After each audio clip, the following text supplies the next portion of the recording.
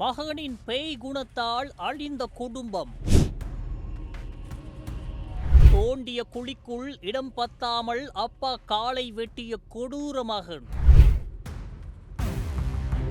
கர்நாடக மாநிலம் விஜயநகர மாவட்டத்தில் உள்ள கொட்டூர் நகரில் சொந்த குடும்பத்தையே படுகொலை செய்திருக்கிறார் அக்ஷய்குமார் என்னும் நபர்.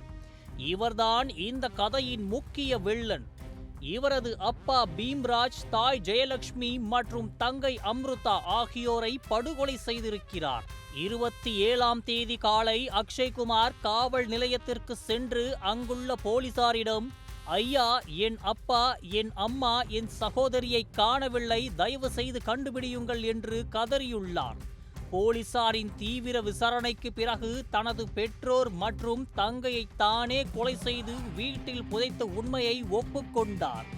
அப்போது அவர் வாக்குமூலத்தில் சொல்லும்போது, எனது தங்கை ஒரு வாலிபரை காதலித்து வந்தார், அது எனக்கு பிடிக்கவில்லை. ஆனால் தங்கையின் காதலுக்கு பெற்றோர் சம்மதம் தெரிவித்தனர்.